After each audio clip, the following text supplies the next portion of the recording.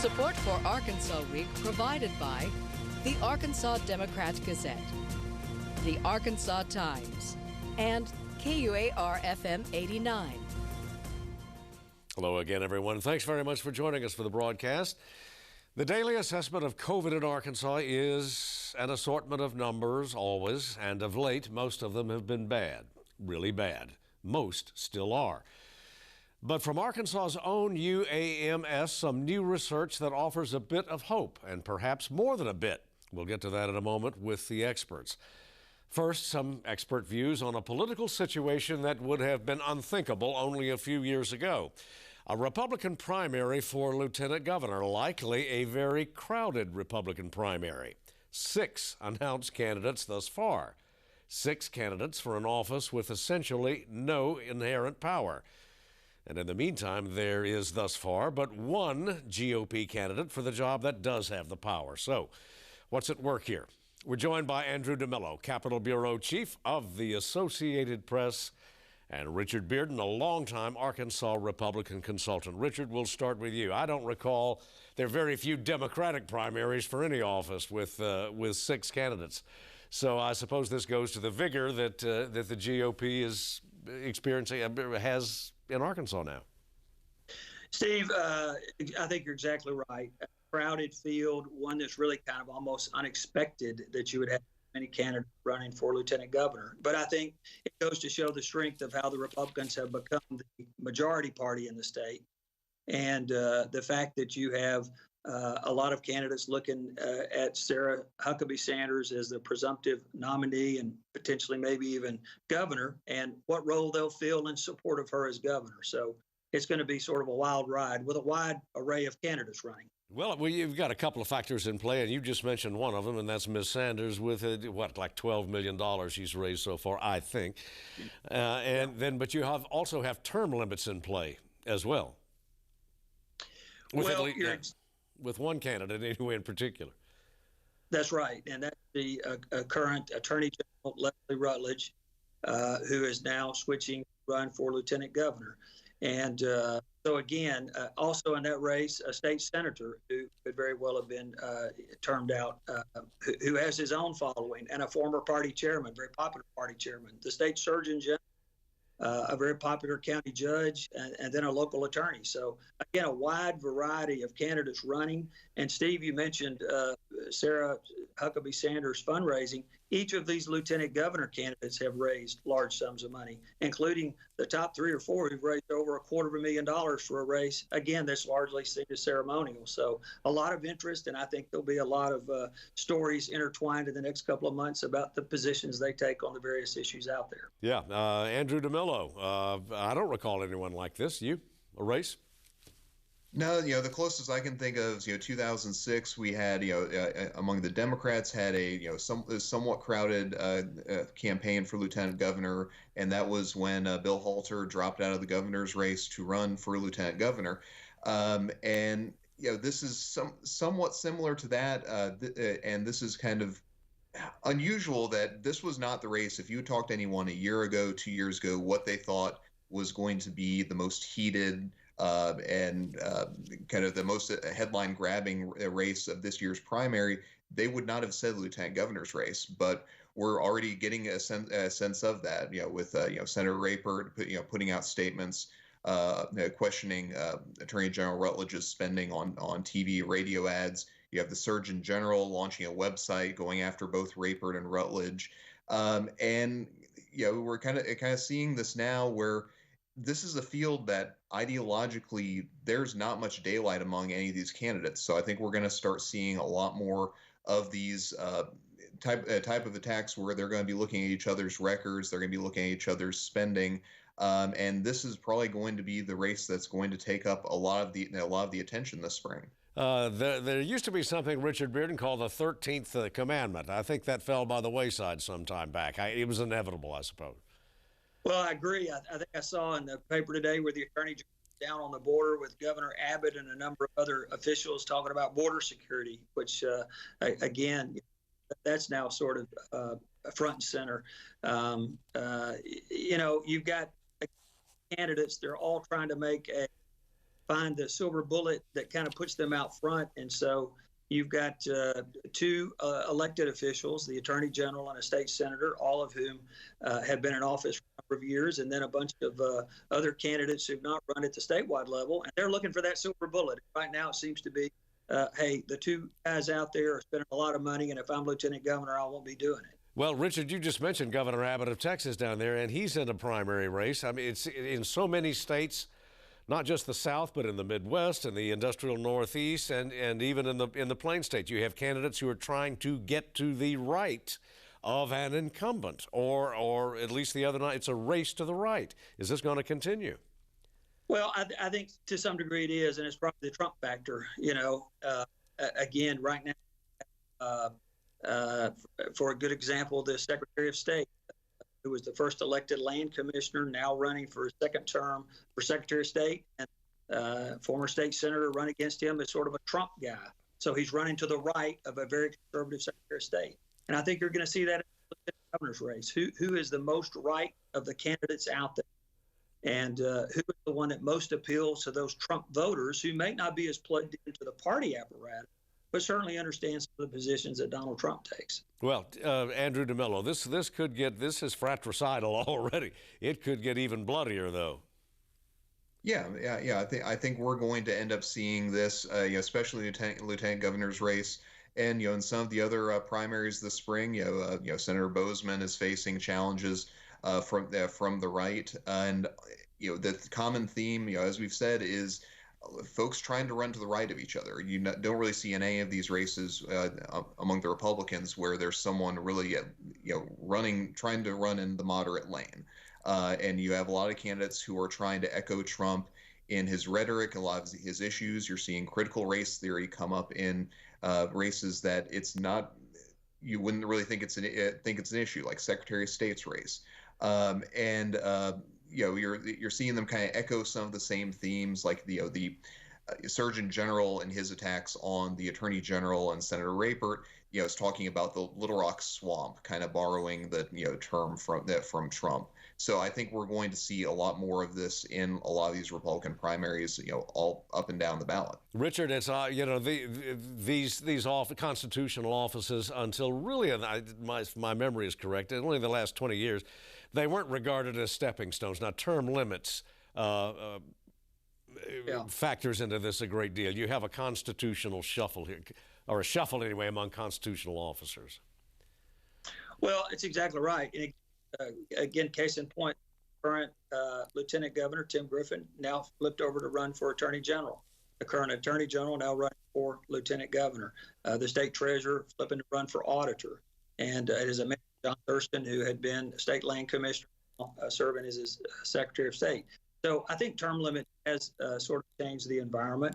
And everybody wakes up in the morning and sees himself as a governor, a candidate, and or United States Senator, United States Congressman. But when you've got folks already serving in those spots, you have to kind of sit around and, like flight pattern, figure out when Greg Crow can fit you in. So I think what you're going to continue to see, state senators looking to run for higher office, state representatives looking to run for Senate, and county officials looking to run for the state legislature, all waiting for the right turn to run for the bigger office. Well, yeah, or at a minimum, stay in the arena. Oh, no, exactly right. And, I think I had a friend of mine years ago who said, hey, when you get one party control in Arkansas, everything changes. To some degree, to a large degree, what we have flipped with a very, very short window of sort of parity in government between Democrats in the House and the Senate, for example. Several years ago, it was a 52-48 split. Now it's overwhelmingly Republican. And so, I think it has changed. You're now seeing that local level Republicans gaining control of the quorum courts and the courthouses. So everybody, again, sort of that holding pattern until they see the next opportunity to open up and how they can get government service.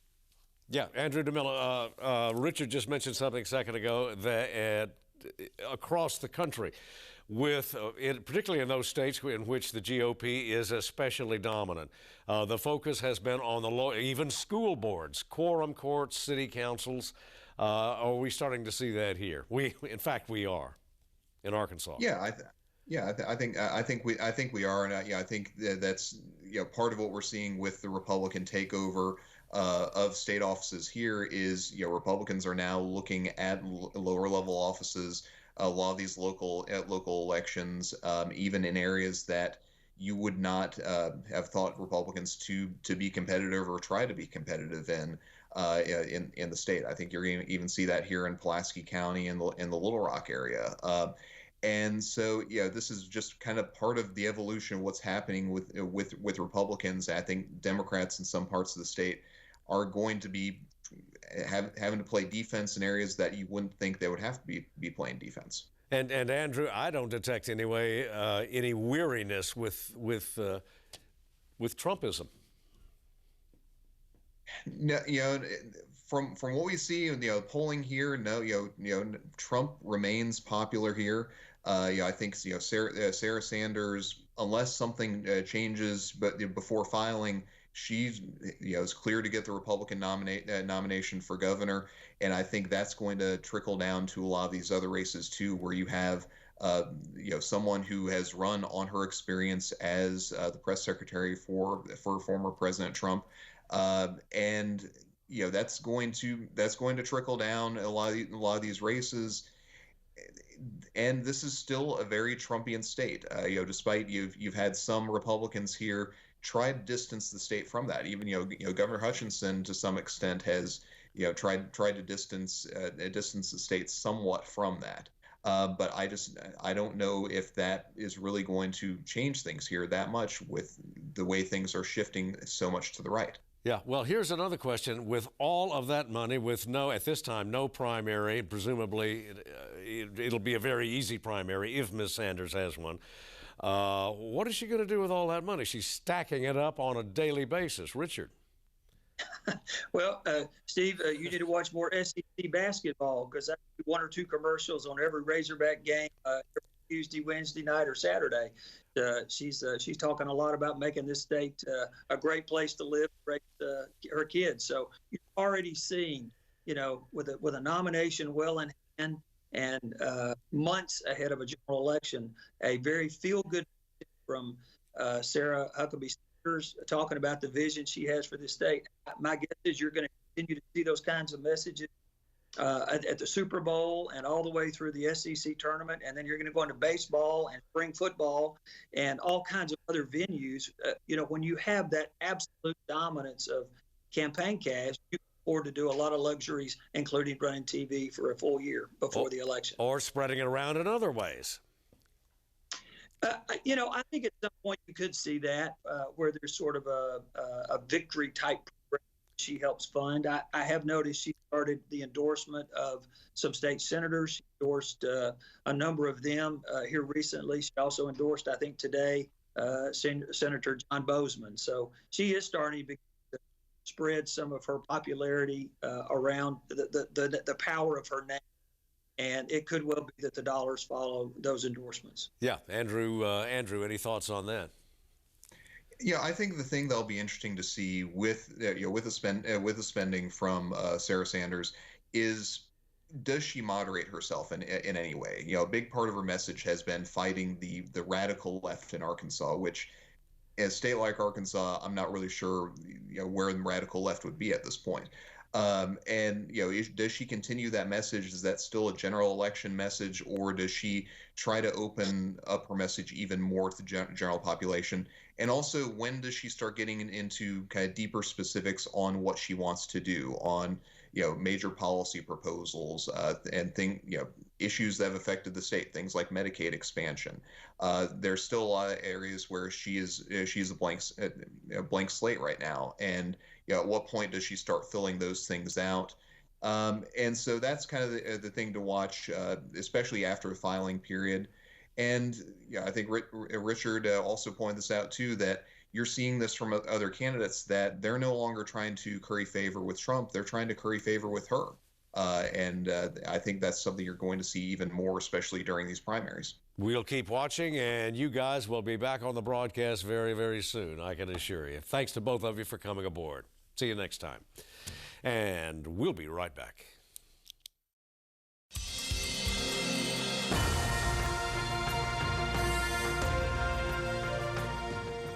We're back, and now to COVID. A glimmer of hope, perhaps more than that. Reported this week at the University of Arkansas for Medical Sciences. This particular coronavirus, as it first appeared, was frightful and frequently fatal enough, but then came not one, but two variants. Successive offspring, if you will, of the original COVID-19. So, would we encounter one new variant after another, each one a setback? The UAMS research suggests perhaps not. Here to talk about it is the team leader of that research, Dr. David Ussery of UAMS, and we're joined also by Dr. Speights, Dean of the College of Osteopathic Medicine at Arkansas State. Gentlemen, thank you very much for being with us. Dr. Ussery, we'll begin with you. Does your research suggest that Omicron, if not the very last variant, could be among the very last? Well, not in a sense, we don't know. I mean, there's a lot that we don't know about the virus, but one of the good things is it is within these variants, they are different, but not that different when you kind of look at the bigger picture. So that's why I hedge a bit. So it's the reason that it says that there's limited mutational repertoire is that in fact this virus is not mutating as bad as other viruses. That's the take-home message. So it becomes an easier target for modern medicine to hit or to shoot at. Yes, absolutely. That's the encouraging thing. You often hear every couple months in the press, oh, this new variant, oh, what are we going to do? We're doomed. It's the end of the world. And no, and in general, the vaccines still continue to work and things, and there are so many new treatments now that are coming out. So it's encouraging in that sense that it's not varying as much as people had originally feared. Can we predict the next variant? Is there any predicting that? What shape it will take or its severity? So what we've noticed is the title for this article is the three waves. And the first wave, no one really noticed, just for a variety of reasons, but only about 30% of the total infections, if you look month by month, were from this first variant. The next variant is the Alpha variant. That's one in the UK, and about 70% on a monthly basis were of this. The third one was the Delta one, which we're kind of experiencing now and is beginning to go down. And that was 100%, well, close to 100%, like 95, 98%. So each time that variant's taking over more and more of the population because it's more virulent. And the Omicron is even faster and it's more virulent and spreading. But the advantage with the Omicron is it's not nearly as severe. So it can spread more quickly, but you don't seem to get as sick. And so in that sense, that's good news as well. Yeah. And with another, yes, of course, it will be. Yeah, I wanted to go to Dr. Speights for just a second. What in making rounds and dealing with this hands-on in a clinical practice, doctor, what concerns you about the next variant, not just the one that we have now? So when we look, we look across the globe, and that's what you've got to do in terms of variants, because, by and large, that's where we're seeing them originate from. The Omicron variant we're dealing with right now obviously originated, in South Africa, other countries, and then came here. And that's a whole other conversation in terms of vaccination and worldwide vaccination that's needed. But we do expect to see some other variant. Now, we don't know, it's a roll of the dice whether that variant that we see next will be more transmissible. Is it going to be easier to transmit even than Omicron, which is, of course, about 5.5 times more transmissible than Delta? Is it going to be more virulent, meaning is it going to cause more severe illness, higher hospitalizations, more ICU stays and things like that, which, of course, we only have a finite amount of capacity for those resources in the state of Arkansas. We really don't know. The World Health Organization spoke on that this week and said, look, the likelihood is we will certainly see another variant. We don't know what it looks like. We're encouraged by what we're seeing with Omicron in terms of, yes, it seems to be milder. I put milder in quotes because for some people, my own patients included, milder means you were in bed sick for 3 to 4 days and couldn't work, couldn't go to school, or couldn't carry on daily activities, which obviously impacts our workforce. Stay with Dr. Speights for just a second. Why are we seeing so many breakthrough cases? I mean, this is an elusive variant, apparently.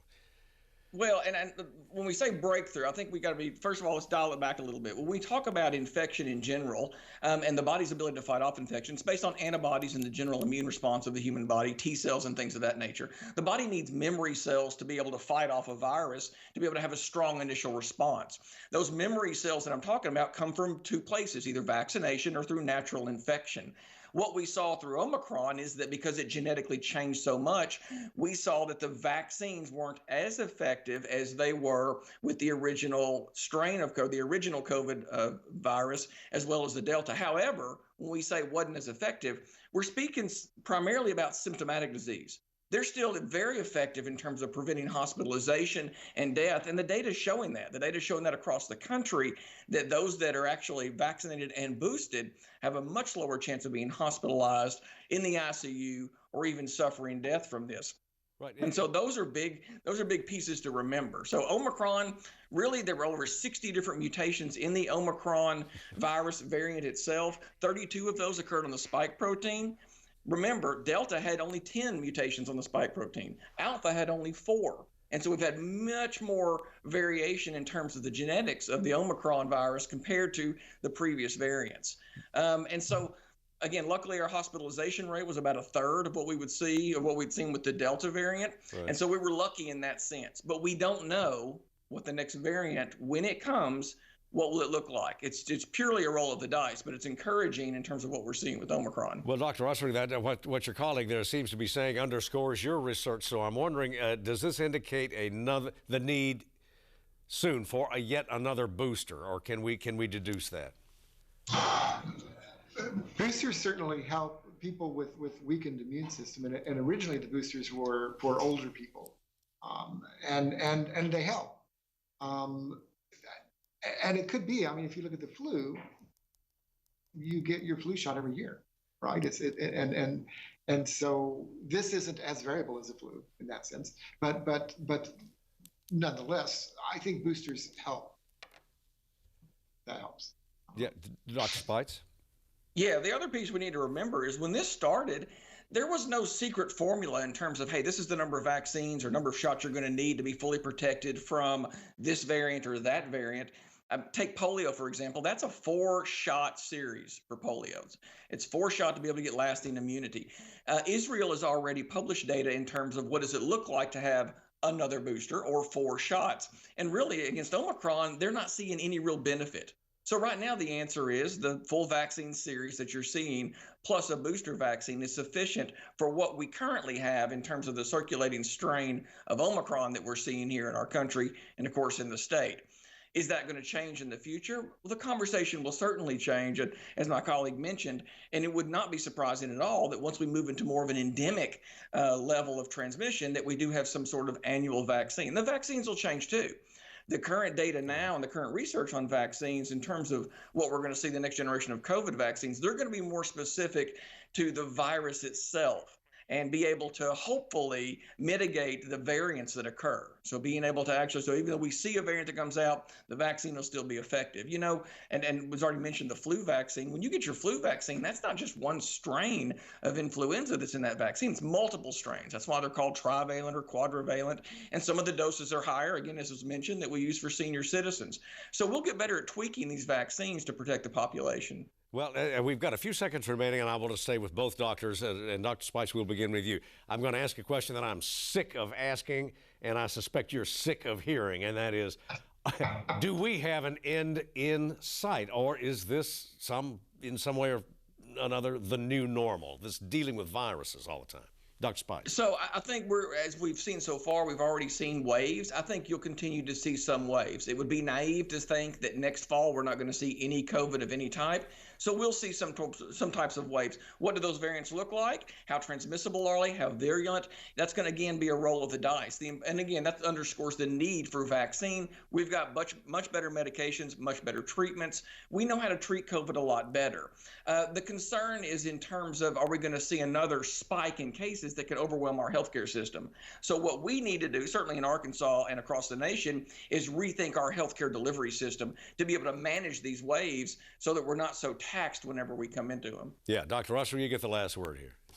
Well, so Albert Camus, wrote this famous book, The Plague, and this virus comes to this village, a lot of people die, and then it disappears. And it's kind of seemingly random, and it happens. And in a way, COVID has been humbling for us because this new variant comes, lots of people die, and then it disappears. Another variant comes, and so we don't know. Gentlemen, Doctors, we thank you for your time. We'll have to leave it there. We'll have to leave it there. Continue to mask, and I assume you'll want everybody to take the jab. So anyway, thanks everybody for joining us. That's all the time we have for this week. See you next week.